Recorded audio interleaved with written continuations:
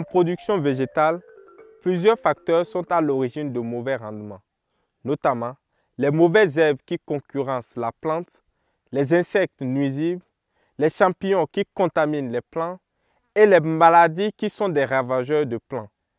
L'industrie phytopharmaceutique a développé et continue de développer plusieurs produits pour lutter contre chacun de ces ennemis de la plante. Ces différents produits sont généralement appliqués par pulvérisation de fines gouttelettes. Le pulvérisateur, outil spécifique pour cela, devient aujourd'hui un outil incontournable dans l'agriculture. La Sonama propose plusieurs types de pulvérisateurs.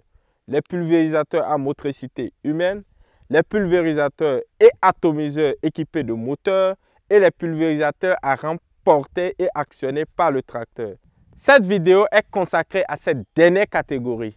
Chers partenaires, allons ensemble à la découverte de cet équipement.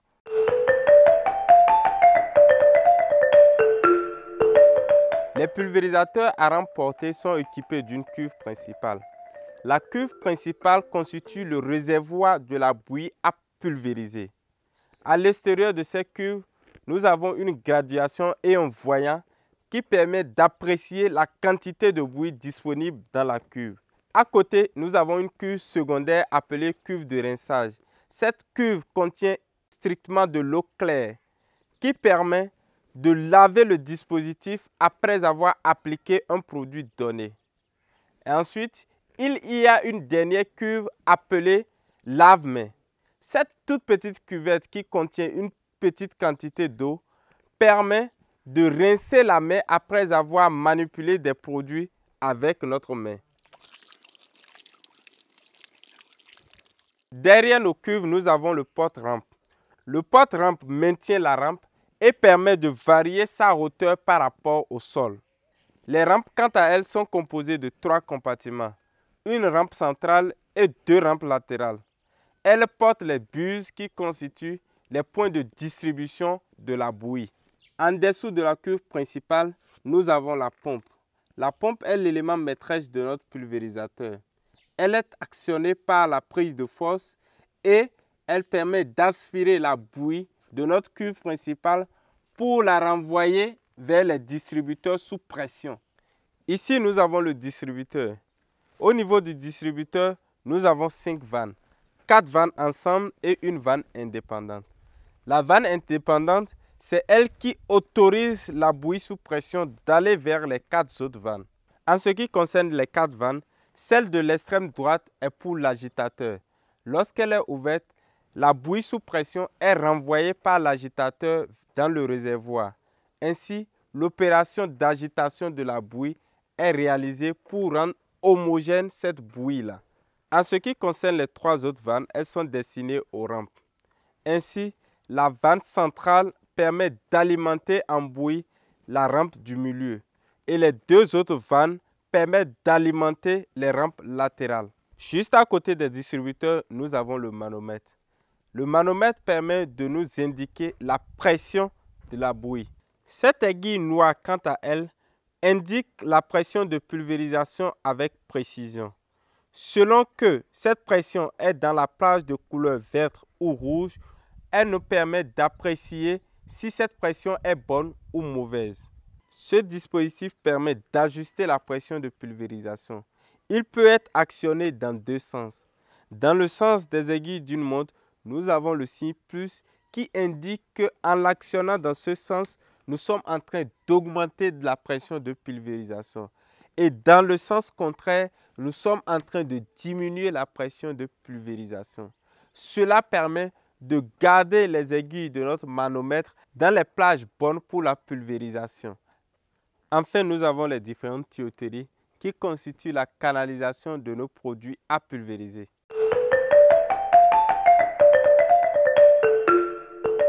Pour faire la bouillie, il est nécessaire de connaître la quantité d'eau à pulvériser par hectare. Elle est donnée par la formule de 600 fois le débit de pulvérisation en litres par minute sur la largeur traitée en mètres multiplié par la vitesse d'avancement du tracteur en km/h. Pour avoir le débit de pulvérisation, il faut évaluer le débit d'une buse. Pour cela, Il suffit de prendre un bécher gradué ou un récipient gradué et faire un prélèvement chronométré sur 1 minute.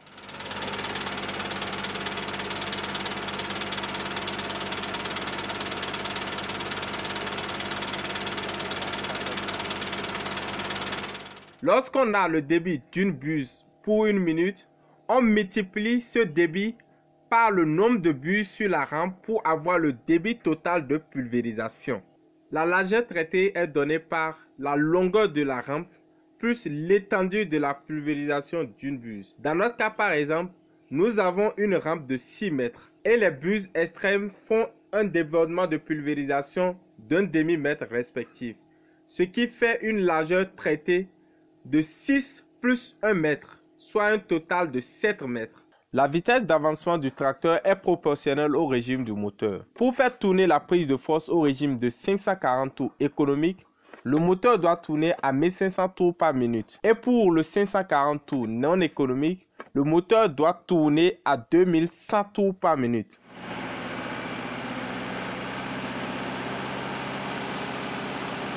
Le tableau ci-contre nous donne les vitesses d'avancement pour les deuxième et troisième vitesses de gamme lente et moyenne recommandables. Par exemple, pour le 1500 tours moteur équivalent de 540 tours économiques de la prise de force, avec la deuxième vitesse de la gamme moyenne, le tracteur va à une vitesse d'avancement de 5 km par heure. Dans notre cas pratique, nous avons un débit de buse de 650 ml par minute, soit un débit de pulvérisation de 7,8 litres par minute.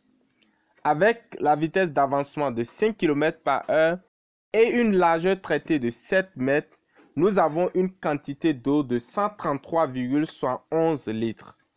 Nous pouvons maintenant faire notre bouillie.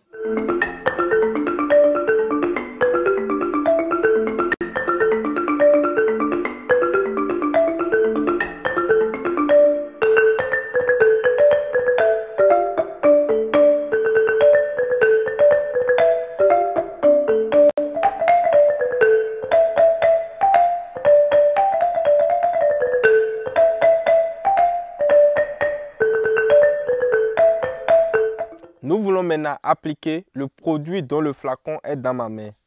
Dans la notice d'utilisation, il est recommandé de l'appliquer à 1 litre par hectare. Nous avons évalué notre quantité d'eau nécessaire. Nous allons maintenant faire le mélange. Vu que la quantité d'eau est plus grande, nous allons remplir à moitié le réservoir de notre quantité d'eau, ajouter notre produit et compléter avec de l'eau. C'est ainsi que se fait le mélange.